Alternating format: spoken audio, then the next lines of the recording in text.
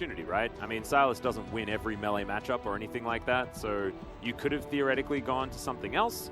There aren't very many still available, right? Yeah. The Gwen's taken away, the Akali's taken away, even Aurelia off the table, so makes sense. I don't know how well it's going to do into the Tryndamere, though, so we'll just have to see how it goes. Of course, hard CC is certainly something that you do have, and you can feel free to not take the flash. It seems like a little bit of a worry. Well, it's one of those unique situations where Fred at Brion, as it looks like Umpty will get this break with a reset bot. Fred at Brion have a comp that is strong through the mid-game because they will hopefully, in theory, be able to shut down the AD carry. The Silas is going to, be something that's frustrating to deal with, but they have a comp that can slow that down as well. And the Tryndamere we shouldn't get to a point where this is pretty aggressive here from Kroko, but with the prio they had top, they can try to make this work. Umpty unseen. Yep, Sword coming on down here as well. Let's see what they can do about pressuring them away, and Umpty is going to be able to claim the Rift Herald. Umpty now dives on forward, and that's going to be first blood going over to him as well. Sword will get cut down, but Dove doesn't have a lot of ulti remaining. The Ignite ticking down, but isn't going to be enough to get through the healing, I do not believe. Yep, last tick, not going to do it. As Closer is going to find a distortion here as he does a lot of damage to Lava. Damn, Closer's just pretty good at these melee carries in the mid lane, but Lava not going to be deterred, able to clear out these minions and move himself up. And Umpty might find an opportunity here to put down Shelly. He does so, lands a Q onto Crocker here as well for good measure, as Henna and Delight move on up to try and defend this Rift Herald. Is the eye going to get popped? The answer is no, but everyone's going to die. 2 kills already, Closer in trouble. There are the resets. And Fred at Brion will destroy the turret and pick up all the kills. Dove now in trouble underneath the turret as well, as he's going to have to use the ulti.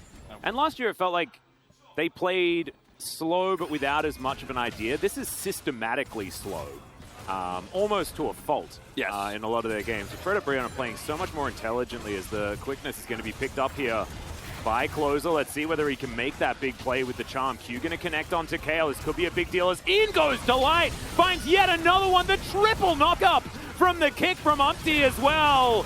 I don't know whether they managed to pick up the steal there, but Closer's going to go down just before Umpty falls, and Kale is also really dead. Fred at Brion cannot be out team fought this game. Their comp is so good at fighting in this early part, and they are able to handle this fight so well. It's not quite over yet. Dove, if he gets chained here, will be in trouble. Has no ult. Yeah, connects. The Tryndamere on a leash. The Ignite goes down as they're trying to chase him down here. There's a lot of mobility. Just insane from Umpty. As we're going to see a bit of a dive here towards the top side of the map. Sword takes a lot of killing before he goes down. As Shirley getting some work done as well. Ice trying to land some of these Qs. Not quite getting there. As yes, Sword is dead, but it looks like the rest of Fred at Brion will make it out alive. They have so much mobility. It's it's going to be difficult for Live Sandbox to really start things where they want to, as there's the Mimic Chain's going to get the flash out of Kale, but they're still not done yet. Kroko goes for the re-engage. There's the grand entrance. They found the target that they wanted, and they just picked it off. Lava, though, is going to fall down on the backside. As Fred at Brion, let's see whether they like the fact that they have taken down this Zeri already. Closer doesn't, as he does manage to find himself the quickness. Great grand entrance there from Delight, but Dove is now popping off in this fight. Henna is going to fall down, and Sword is going to get taken out as well. Absolutely nothing that the Sejuani can do. And so now, without the Tristana or this Sejuani, Live Sandbox think that it's their opportunity to take a Baron. If you go for a trade like this and you go into Live Sandbox's territory, the range issue isn't a problem anymore because you're on top of them. That's exactly where Live Sandbox want to fight. You don't have that LeBlanc anymore. As Umpty is just hoping for a steal, and the health bars are low. Yeah, this is a big old flip. They do not have any damage onto this Baron, as we can see. No control of the pit either. Zeri is so far away. She's on her way. He's got Flash, he's got Smite, he's got every single option that he would want. They have to kill him if they want to be able to secure this effectively without having to go for the 50-50. As there's the flash out from Umpty. He safeguards as well as Ice has made his way back in. Lava as well is going to be here, and they deal with the jungler. The low health bars are there, and Kroko locks down the Baron. That was so beautifully played by Liv Sandbox. So Fred at Brion, I think, reaching the twilight of this composition in a lot of ways here. If they're not able to front to back a 5v4 like this, then Tryndamere is going to get turrets on the map. He didn't get it during the Baron buff, but he's going to pick it up just the same. You have to be able to eventually blow somebody up here. Well, that's a great buffer on the jump as Kale now trying to get himself out of there. Henna not going to survive in the end, though. The entire bottom lane has been taken out. The Cataclysm's fantastic. And Umpty's going to get taken down. Lava's trying to flash away here as The Glacial Prison goes down and it at least secures the kill onto Tryndamere, but it's not going to save the base. Delight, he gets interplated. Yeah, Delight not quite able to get out here. Solar Flare goes completely wide, but that doesn't matter. Dove just saunters into the back line as Sword's in the Cataclysm, nowhere to go whatsoever. Buster shots there from Henna, but he just can't do anything. There's just not enough damage here on the side of Fred at Breon, and they're just diving turrets with impunity. Closer finds the chains as well. Give this guy the bog. He deserves it. The Silas has been fantastic. He's had a bevy of hijackable ultimates. And they are going to be able to take down the Nexus now in game number 1. Liv Sandbox, fantastic turnaround victory here in game number 1. Played out their comp beautifully. And as it turns out, yes, the Tristana in isolation in lane could be great against the Zeri. We've seen it already. And as you can see, Closer did so much damage this game. It never got to a point where Ice was really even capable of doing enough, right? He was the bait. 3-4 items, but yeah, exactly. Closer just really took this game by the horns. And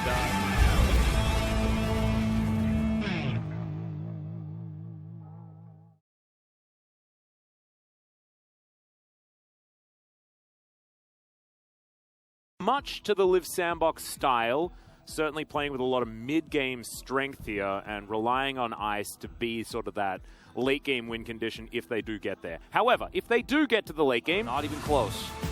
Nope.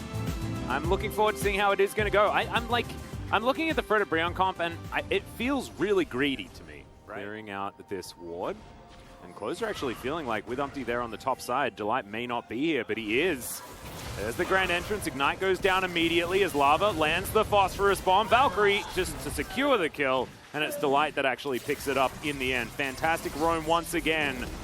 Dealing with the pressure. You know, the refillable pot after 3 pots into an additional pot. I've seen this one before. There's the flash in for the stun, and Umpty is going to look for this Syndra yet again. Another Valkyrie forward. This time Lava picks up the kill. As Liv Sandbox, they will be able to get a Drake. And that is 2 deaths for Closer already in that mid lane. And full information given over here as Crocker's going to come through and just deliver Shelly to the top side of the map. And there is absolutely nobody else here. This could be more than just the initial plates and possibly even some zoning away from this turret. There we go.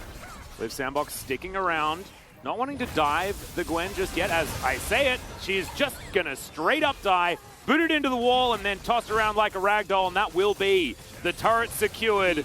Still some serious value. Yeah.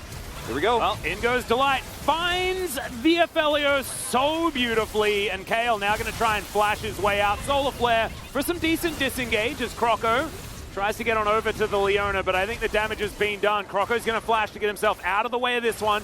They are stopping the Drake for now. But Fred and Breon have everyone alive. Morgan's on the top side of the map, no teleport, and it just comes up at Liv Sandbox. Lava's moving on in here. Let's see whether he can get there on time, see whether they can actually find it. And here is the package. So they are going to make a play for this potential soul point from Liv Sandbox. Croco still near the pit. They do need to try and stop all this poke from coming down. There's the quickness into the backline, but it is the Lee Sin that locks down the Drake. The Moonlight Vigil's massive as Ice trying to fight this one out. Lava goes down low, but is going to survive. Grabs the double kill. Kick back for the disengage. Liv Sandbox, they do steal away the Drake, but they kill no one. And not to mention the fact that the Soul Flare went completely wide as Dove trying to defend a very, very sad turret. It doesn't have very much of a health bar, but Umpty going to take a lot of damage here. And it's just not going to be enough. It's the Corki with another kill. 5-0 and 2 for Lava. Early game Corki at work. Yeah. But maybe this wasn't going to be as possible. With teleport available, he comes through with yet another one. And this Drake wasn't started fast enough by Liv Sandbox to guarantee that they didn't have to deal with it. Nicely done. Lava collects that, and let's see whether he's going to be able to find the team fight that he's looking for. It's over. There's no team fight. Doesn't matter. There's no team fight, Atlas. That's it. Let's talk about the package and how relevant that is. It just definitely wasn't, but the steal comes in. All right, Ocean Soul. Let's see whether it was worth it. I don't know whether it necessarily is, as Umpty gets over with some Lee Sin. Really does enjoy that, even if he is a Viego. Nice little stun there for some disengage. On this Elder fight that happens in 90 seconds, the package will be ready. Lava has teleport. Oh, well, Umpty's going to walk into the brush. There we go. That's 600 gold going over to Crocker. Also, like Liv Sandbox, how do you ever get in? How do you ever do anything? As Shock Blast is not really going to do too much. Scatter the Weak now on cooldown. Croco got to the back of the pit. Umpty's trying to pull this one out as much as possible. Kale down to 50%. They don't know where Croco is, so they're just like, yeah, let it reset. Yeah, well, it actually resets and spots in. That's a 3-man stun, but they're all so far away. As in goes Delight, he'll immediately get popped as Corky. Let's see whether they can get the engage onto him. He Valkyrie's away, though, after packaging in. And, yeah, that's 2 instantly dead. Ice answers one off on the back end, though, as now Ice and Croco against Lava and Henna. Lava still very, very healthy, as Close is closing in as well. And okay, Croco's going to start this one off. Henna dives on top here as they do at least get rid of the Zeri, but Lava is still alive. They avoid one of these rockets, 2 versus 2 in the end. 10,000 is damage in this fight. Like, I'm looking at that number on my screen, 9603, and it's hard to believe it's real. And this is with a poor engage from Frederick Brion. The Valkyrie was the double kill there, and that's where you're going to get all that value. Okay, well, there's the flash, and Lava is going to secure that kill very easily. Morgan teleported back in. Croco's real dead. They'll grab themselves a Elder Drake instead of looking for the Lee Sin. All right. Frederick Brion have started this one up. Croco in the area, looking to try and get yet another steal, but he's not going to be able to do so. The Elder Drake has now been picked up, and I think Frederick Brion should be pretty comfortable in taking this game as Delight locks down the kill with the Dragon and an Ignite. And will we just head over to the Baron? We may as well, right, Frederick Brion? Yeah, let's do that. Let's grab the Baron as well. Don't try this one at home, folks, but it's nasty. That is going to be the safeguard in for the kick, and then the Resonating Strike, and there is at least the kill to go down onto Delight, but there is still 15 seconds left of the Elder Drake, and the Lee Sin not going to survive after the GA. The last bastion of hope being this Nexus turret, as it's been a 1-for-1 jungler for support. But the Corky's still alive, guys, and that's all you really need to pay attention to. The Look at the bombs going wide from Liv Sandbox, but not from Frederick Brion. They can 2-shot this Nexus, but they can try and find some kills first. Nope, actually they're not. It is all business on the team to his damage. It's like not even close. No, not even close. You don't get there at all. You get to like 31k. So that's like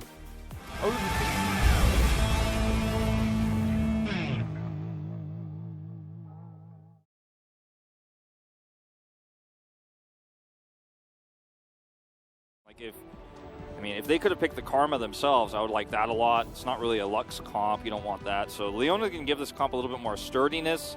And it's all about, fairly similarly to last game, Lava's late game scaling and the Xayah that's going to come with it. Yeah. It's only happened a couple of times. It's been Lava and Showmaker that have played the champion, but Lava got a ban the game after he played it.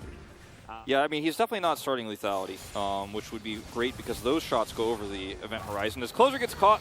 Yep, Closer going to take a lot of damage, but that's a very long journey for Delight, who's going to flash over the wall. Immediately, Ice going to flash after him. Great Solar Flare comes in, but the Cleanse is down. They get a lot of summoner spells for it, but unfortunately, Delight went on a mission. They're moving on in. Let's see whether Croco can get here in time. The answer is no. Solar Flare is onto the Tahm Kench as they try and get into the backline, but it doesn't really do anything. Croco immediately eliminated. Henna with the Blade Caller doesn't do quite enough, though, as Ice gets excited and he starts to run around this fight. Dove now is put inside the cage and he will be taken down. No! The Devour comes in first and the double kill comes out. Closer off to the side as well is able to help out by picking up the Lee Sin. And Liv Sandbox pick up the fight. It's a messy one. Ice is a god, man. It's a messy one. He gets his first takedown. He gets excited. He pops off. He's 3-0-2 in this game now. And Liv Sandbox are well and truly online, looking for Soul Point here. And so Rift Herald does get secure, but at a very, very high cost. Certainly did, but here's another cage. There's the kickback. Croco is real dead. Lava secures that one with the Primordial Blast, and that is going to be some comeback gold to come through here for Frederick Brion in seeing where the Akali is at every moment in time. Dove very tanky with his Hex Drinker, and the Hullbreaker can actually afford to poke around like this. Not in any real risk, but also putting some poke damage in. Really like his positioning. Yeah, well, Solar Flare goes in towards the back line. There's the kick out on the Rek'Sai and still manages to flash in and secure the soul. The Akali immediately dead, and now the Realm Warp comes in, but isn't actually followed by anyone. Baby Cage going to be there, but Kale not even going to worry about the Dark Mana falling from the sky. And Liv Sandbox, the heist is secured, and they even manage to get the kill onto Morgan. We're looking for that 30-minute Elder fight now as Liv Sandbox. You're getting all the win conditions here, all the vision that's going to come with a follow-up Baron you could take. You know with Morgan dead, there's no way they could contest this. Got Kale here on the edge. and he's just going to push everybody out. As long as Liv Sandbox play this slow, they have the damage to do this with the Jinx right now, even with just a pickaxe there heading towards that third item. Yep, can absolutely get through this at 23 minutes. As ulting was very interesting, and now he has absolutely no health. They're going to go on to the Tahm Kench here, who's very tanky, manages to flash away, and Delight not going to be so lucky. In fact, still has his flash at this point in time. Blade Caller does approximately nothing as Umpty completely trolled, and Closer moves off to the side. Now Morgan back into this one, and Closer is dead. Liv Sandbox not going to be able to take the Baron, I don't believe. And yeah, Dove is inside the cage now, trying to fight this one out. He does have a lot of extra statistics, and now Lava's just going to get turned on. Booped on the head, and he's just going to get taken down. This is the power of the Hullbreaker, everyone. Double kill for the Jace. If you're ahead, it is amazing in moments like this. Now Liv Sandbox get a one player kills two, and Liv Sandbox may just not give him that opportunity. I mean, they're going to look for inhibitors here on this Baron. Yep, Dove's going to get slowed down. Let's see how the Hullbreaker does this time, as Hannah's going to take a lot of damage. He doesn't want to ult, but they're going to have to just give this one up. Teleport. The teleport was coming in.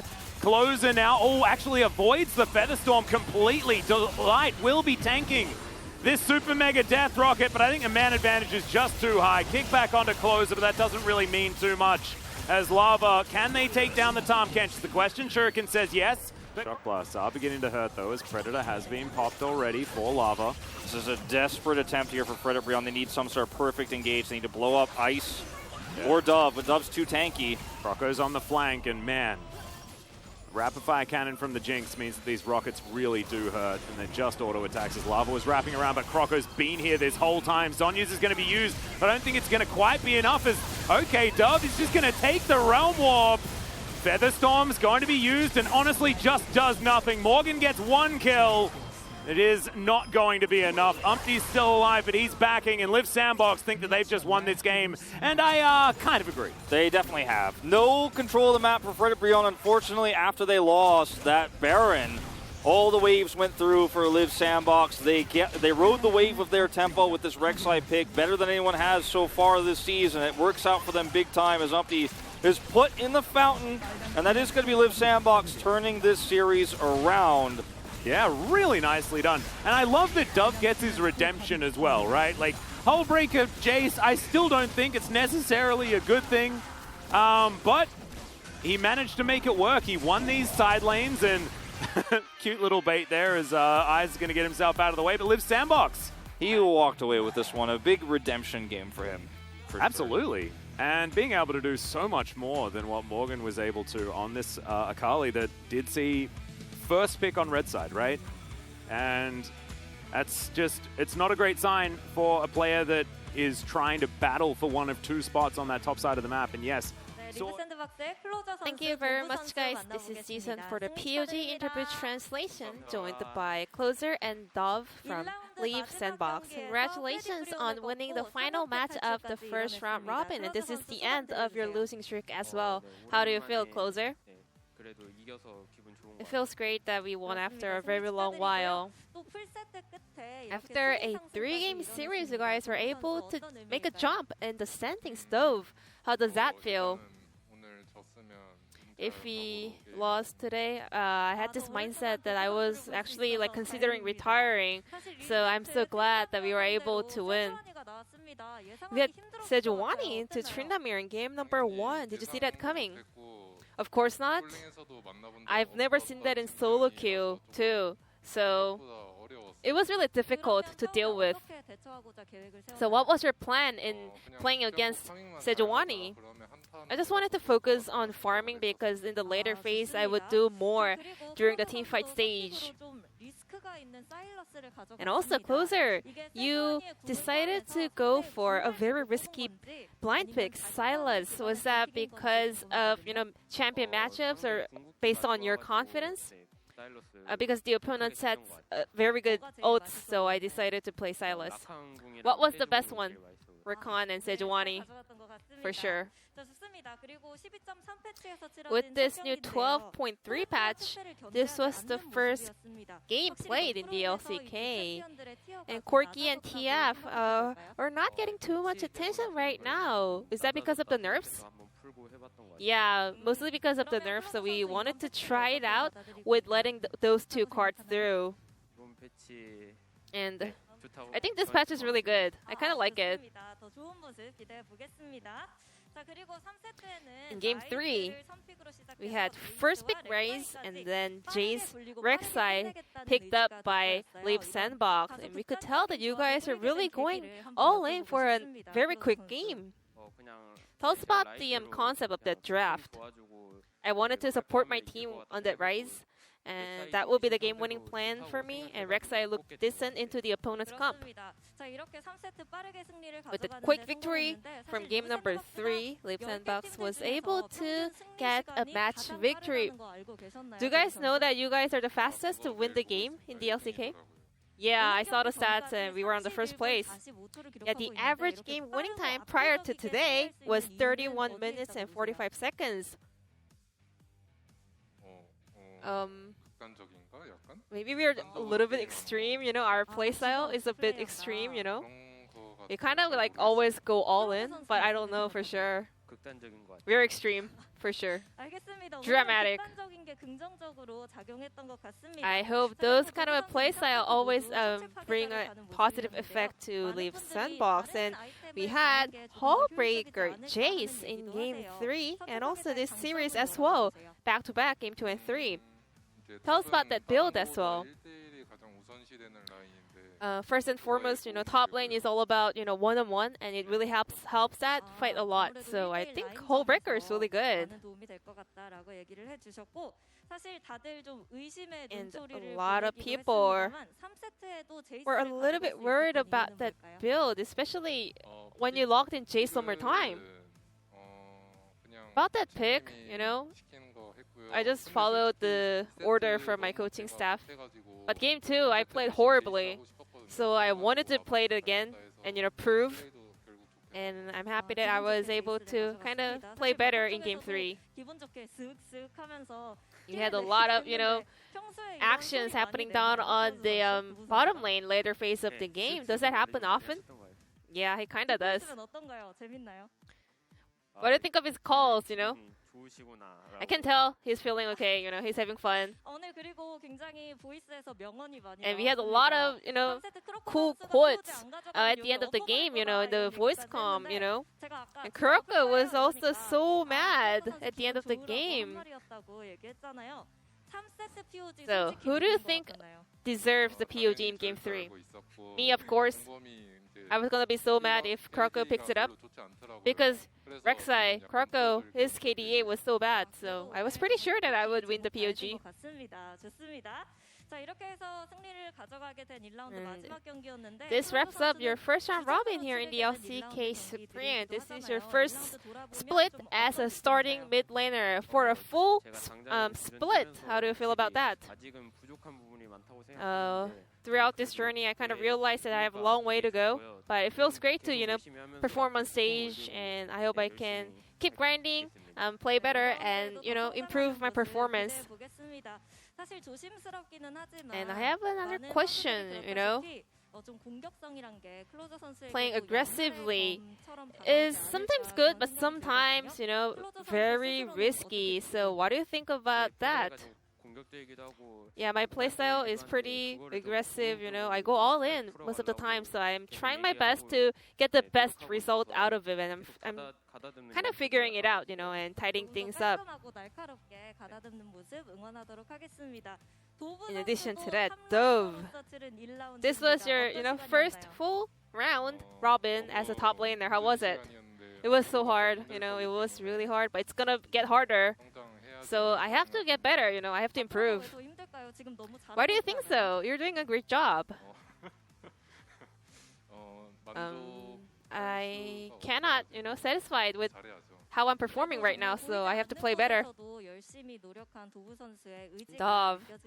But we could tell that you have been working so hard throughout the split, and your first opponent of the second round robin will be Gen G. And last time around, in the first round, you guys were able to get a one game off of them. So what's your mindset heading into this rematch? you know, the first round match was so close, so we will do our best in order to pick up a match victory next time around. And in the previous interview, did you hear what Doran said? Yeah, I did. Yeah, Doran said unless he wants to roll up back to mid lane, he has to prepare hard. So any message back to Doran? I will definitely prepare harder than Doran. And, you know, I've got like a couple of days, but I will do my best to, you know, kill him. It's gonna be a banger series later this week, and we had some fans coming from Busan to support Leaf Sandbox. Any message over to the fans out there? Thank you for coming here and supporting us. And thanks to your support, we can always keep moving forward. Thank you. And Dov, what about you? I really appreciate your support, and stay healthy, everyone. Thank you. And this is the end of the interview from Closer, Dov from Leaf Sandbox, and I'm going to pass it back to Valdez and Chronicler. Thank you.